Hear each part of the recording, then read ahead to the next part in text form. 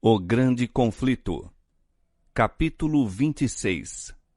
Restauração da verdade. A obra da reforma do sábado a realizar-se nos últimos tempos acha-se predita na profecia de Isaías. Assim diz o Senhor: Mantende o juízo e fazei justiça, porque a minha salvação está prestes a vir e a minha justiça a manifestar-se. Bem-aventurado o homem que fizer isto, e o filho do homem que lançar mão disto, que se guarda de profanar o sábado e guarda a sua mão de perpetrar algum mal. Aos filhos dos estrangeiros que se chegarem ao Senhor para o servirem e para amarem o nome do Senhor, sendo deste modo servos seus, todos os que guardarem o sábado, não o profanando, e os que abraçarem o meu concerto, também os levarei ao meu santo monte e os festejarei na minha casa de oração. Isaías 56, verso 1, 2, 6 e 7. Estas palavras se aplicam à era cristã, como se vê pelo contexto. Assim diz o Senhor Jeová, que ajunta os dispersos de Israel. Ainda ajuntarei outros aos que já se lhe ajuntaram. Isaías 56, 8. Aqui está prefigurado o ajuntamento dos gentios pelo Evangelho. E sobre os que então honram o sábado, é pronunciada uma bênção. Desta arte, o dever relativo ao quarto mandamento estende-se através da crucifixão, ressurreição e ascensão de Cristo, até ao tempo em que os seus servos deveriam pregar a todas as nações as mensagens das alegres novas. O Senhor ordena pelo mesmo profeta: liga o testamento, sela a lei entre os meus discípulos. Isaías 8,16. O selo da lei de Deus se encontra no quarto mandamento. Unicamente este, entre todos os 10, apresenta não só o nome, mas o título do legislador. Declara ser ele o Criador dos céus e da terra e mostra, assim, o seu direito à reverência e culto acima de todos. Afora este preceito, nada há no Decálogo para mostrar por que autoridade a lei é dada. Quando o sábado foi mudado pelo poder papal, o selo foi tirado da lei. Os discípulos de Jesus são chamados para que o restabeleçam, exaltando o sábado do quarto mandamento à sua devida posição como monumento do Criador e sinal de sua autoridade. À lei e ao testemunho. Ao mesmo tempo em que são abundantes as doutrinas e teorias contraditórias entre si, a lei de Deus é a única regra infalível pela qual todas as opiniões, doutrinas e teorias devem ser provadas. Diz o profeta: se eles não falarem segundo esta palavra, nunca verão a alva. Isaías 8, 20. De novo é dada a ordem: clama em alta voz, não te detenhas, levanta a tua voz como a trombeta e anuncia a meu povo a sua transgressão, e à casa de Jacó os seus pecados. Não é o mundo ímpio, mas são aqueles a quem o Senhor designa como meu povo, os que devem ser reprovados por suas transgressões. Declara ele ainda: todavia, me procuram cada dia, tomam prazer em saber os meus caminhos, como um povo que pratica a justiça e não deixa a ordenança do seu Deus. Isaías 58, 1 e 2.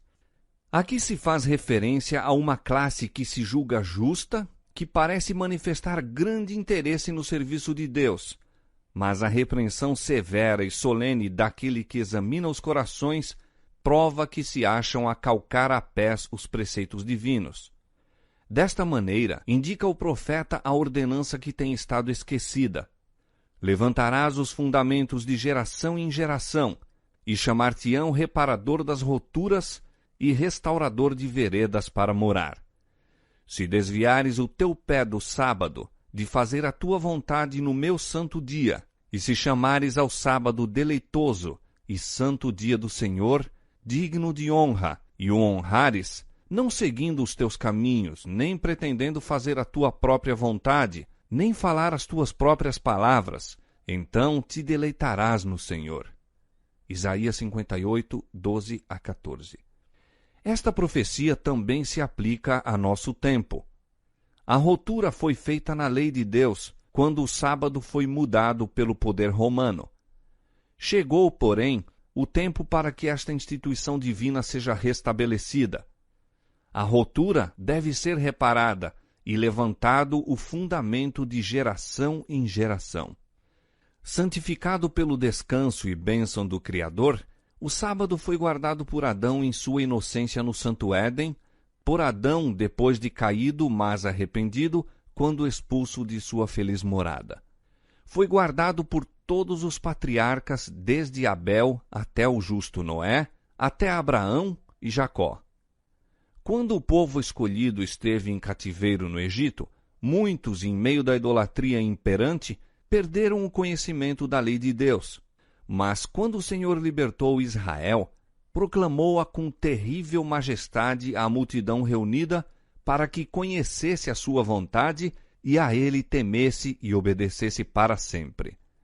Desde aquele dia até o presente, o conhecimento da lei de Deus tem se preservado na terra e o sábado do quarto mandamento tem sido guardado.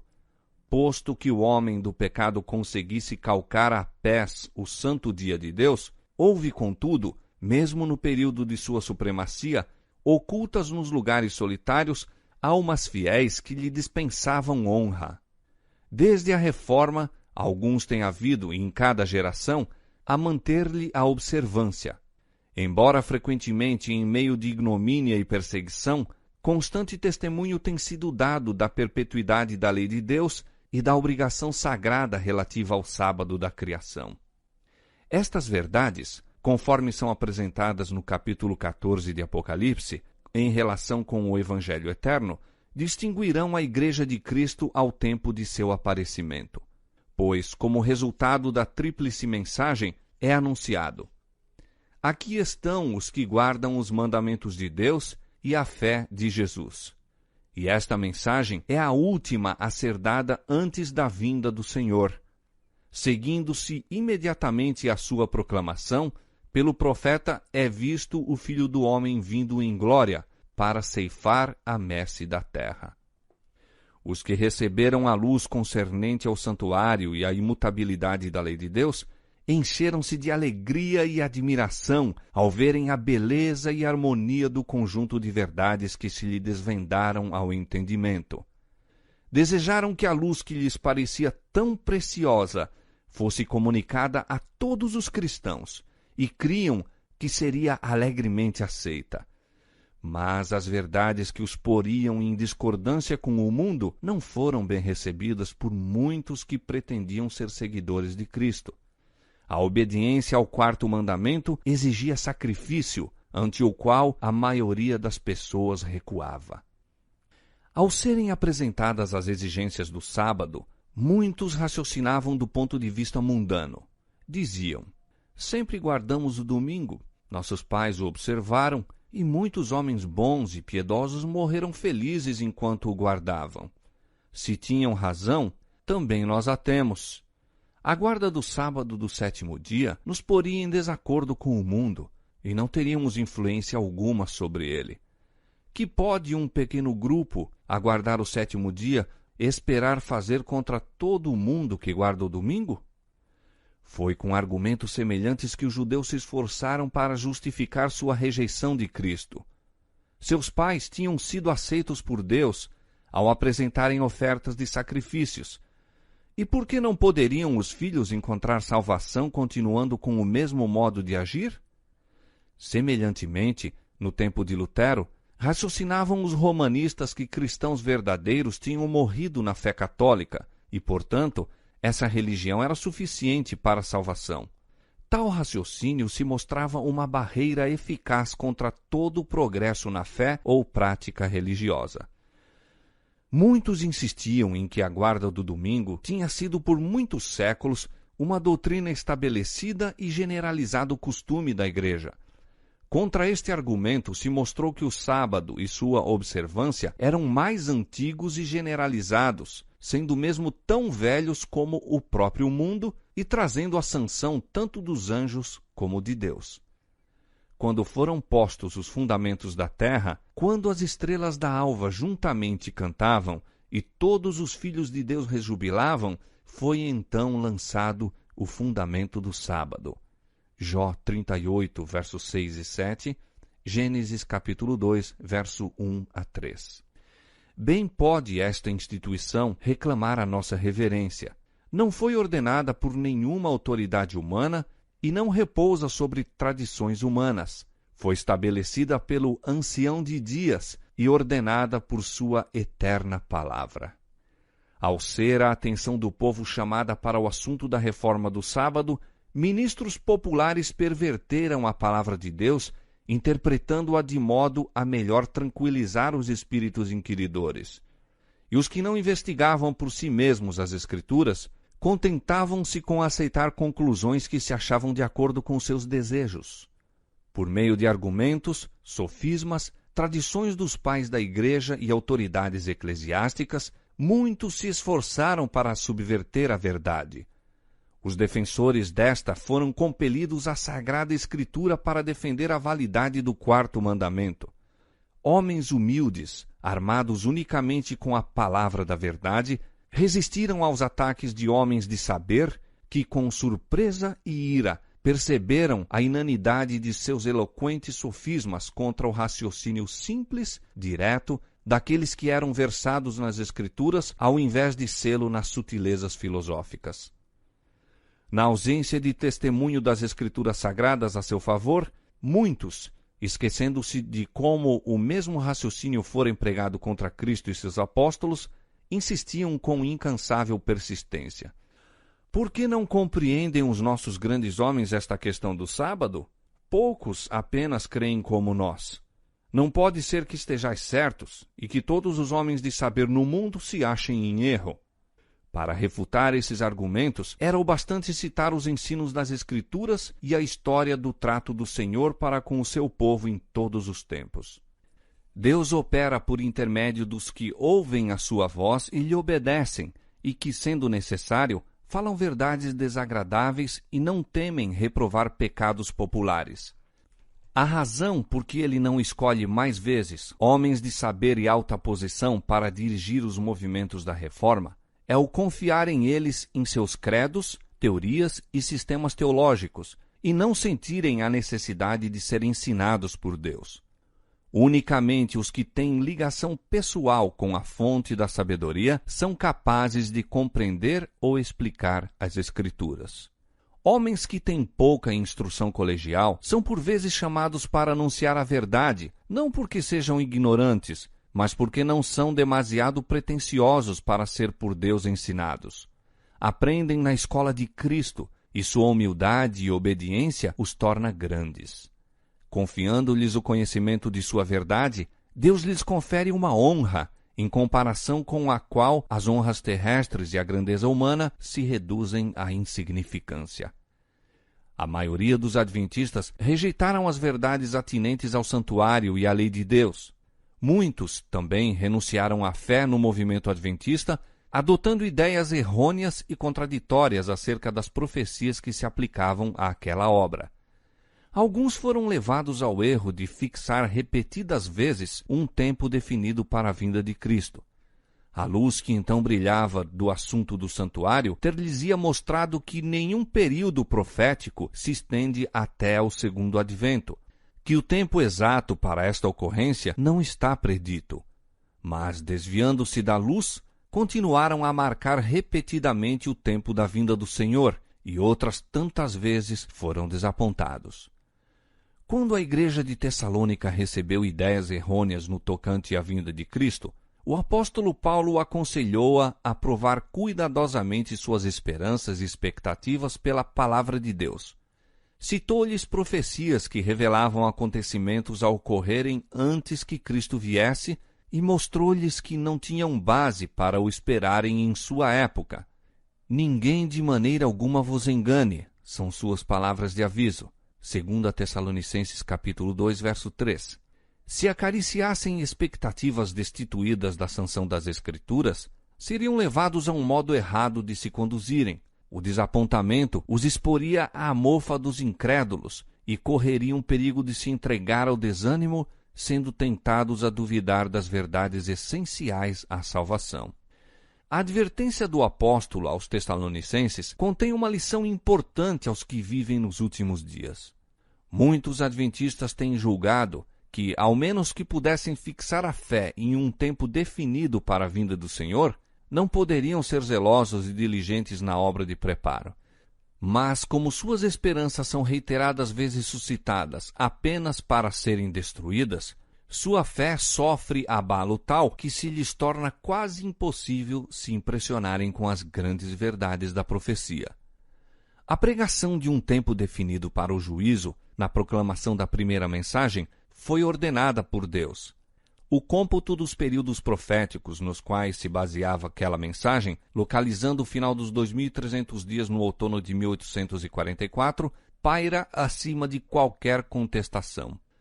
Os repetidos esforços por encontrar novas datas para o começo e fim dos períodos proféticos e o raciocínio falaz que era necessário para apoiar este modo de ver, não somente transviaram da verdade presente os espíritos, mas lançaram o opróbrio sobre todos os esforços para se explicarem as profecias.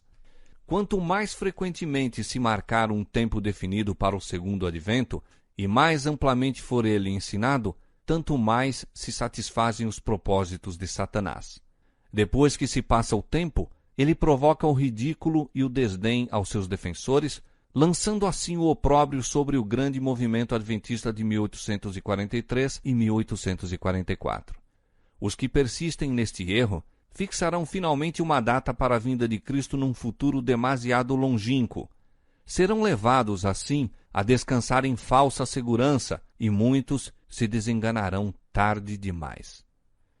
A história do antigo Israel é um exemplo frisante da passada experiência dos adventistas. Deus guiou seu povo no movimento adventista, assim como guiara os filhos de Israel ao saírem do Egito. No grande desapontamento, fora provada a sua fé, como o foi a dos hebreus no Mar Vermelho. Houvessem ainda confiado na mão guiadora que com eles estivera em sua experiência anterior, e teriam visto a salvação de Deus. Se todos os que trabalharam unidos na obra em 1844 tivessem recebido a mensagem do terceiro anjo, proclamando-a no poder do Espírito Santo, o Senhor teria poderosamente operado por seus esforços. Caudais de luz ter-se-iam derramado sobre o mundo. Haveria anos que os habitantes da terra teriam sido avisados, a obra final estaria consumada e Cristo teria vindo para a redenção de seu povo. Não foi a vontade de Deus que os filhos de Israel vagueassem durante 40 anos no deserto. Desejava ele levá-los diretamente à terra de Canaã e ali os estabelecer como um povo santo, feliz. Mas não puderam entrar por causa da sua incredulidade. Hebreus 3:19. Por sua reincidência e apostasia, pereceram os impenitentes no deserto e levantaram-se outros para entrarem na terra prometida. Semelhantemente, não era vontade de Deus que a vinda de Cristo fosse tão demorada e que seu povo permanecesse tantos anos neste mundo de pecado e tristeza. A incredulidade, porém, os separou de Deus.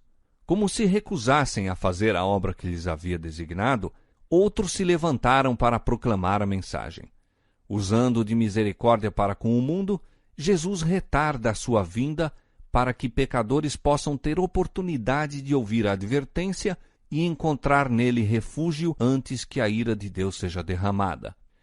Hoje, como nos séculos anteriores, a apresentação de qualquer verdade que reprove os pecados e erros dos tempos suscitará oposição.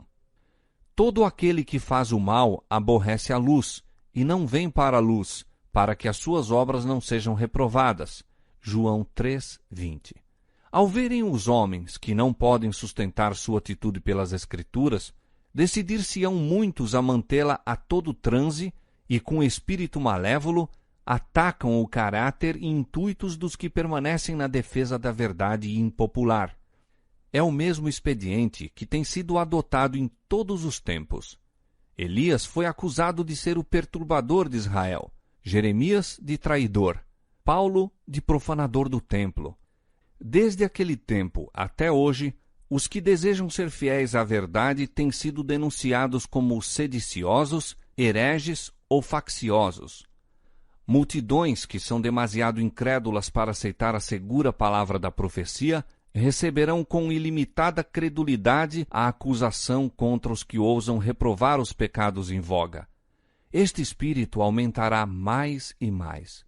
E a Bíblia claramente ensina que se aproxima um tempo em que as leis do Estado se encontrarão em tal conflito com a lei de Deus que quem desejar obedecer a todos os preceitos divinos deverá afrontar o opróbrio e o castigo como malfeitor.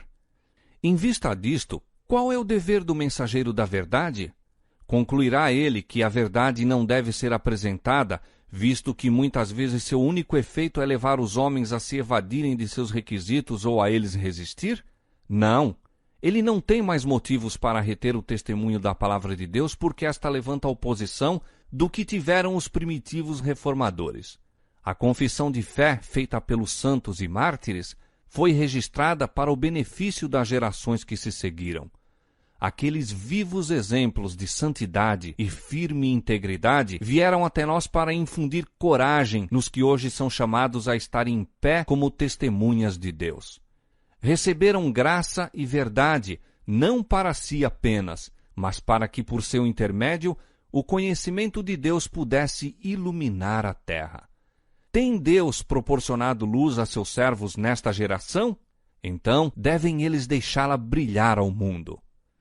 Antigamente, o Senhor declarou a alguém que falava em seu nome: A casa de Israel não te quererá dar ouvidos, porque não me querem dar ouvidos. Não obstante, disse ele, tu lhes dirás as minhas palavras, quer ouçam, quer deixem de ouvir. Ezequiel capítulo 3, verso 7 e capítulo 2, verso 7. Ao servo de Deus, no presente, é dirigida esta ordem: Levanta a tua voz como a trombeta e anuncia ao meu povo a sua transgressão e à casa de Jacó os seus pecados. Tanto quanto as oportunidades o permitam, cada um que haja recebido a luz da verdade se encontra sob a mesma responsabilidade solene e terrível em que esteve o profeta de Israel, a quem viera a palavra do Senhor, dizendo: A ti, pois, ó filho do homem, te constituí por atalaia sobre a casa de Israel. Tu, pois, ouvirás a palavra da minha boca e lhe anunciarás da minha parte. Se eu disser ao ímpio: Ó ímpio, certamente morrerás, e tu não falares para desviar o ímpio do seu caminho, morrerá esse ímpio na sua iniquidade, mas o seu sangue eu o demandarei da tua mão. Mas quando tu tiveres falado para desviar o ímpio do seu caminho, para que se converta dele, e ele se não converter do seu caminho, ele morrerá na sua iniquidade, mas tu livraste a tua alma. Ezequiel 33, versos 7 a 9. O grande obstáculo, tanto para a aceitação como para a promulgação da verdade, é o fato de que isto implica incômodo e vitupério. Este é o único argumento contra a verdade que os seus defensores nunca puderam refutar. Mas isto não dissuade os verdadeiros seguidores de Cristo. Estes não esperam que a verdade se torne popular. Estando convictos do dever, aceitam deliberadamente a cruz, contando, juntamente com o apóstolo Paulo, que nossa leve e momentânea tribulação produz para nós um peso eterno de glória muito excelente, tendo como alguém da antiguidade por maiores riquezas o vitupério de Cristo do que os tesouros do Egito. 2 Coríntios 4,17 e Hebreus 11,26. Unicamente os que de coração se fazem servos do mundo, qualquer que seja a sua profissão religiosa, é que agem em matéria de religião por expedientes em vez de princípios. Devemos escolher o direito porque é direito, e com Deus deixar as consequências. A homens de princípio, fé e ousadia, deve o mundo às grandes reformas. Por tais homens tem de ser levada avante a obra de reforma para este tempo. Assim diz o Senhor: Ouvi-me, vós que conheceis a justiça, vós, povo, em cujo coração está a minha lei. Não temais o opróbrio dos homens, nem vos turbeis pelas suas injúrias, porque a traça os roerá como a um vestido, e o bicho os comerá como a lã. Mas a minha justiça durará para sempre, e a minha salvação de geração em geração. Isaías 51, 7 e 8.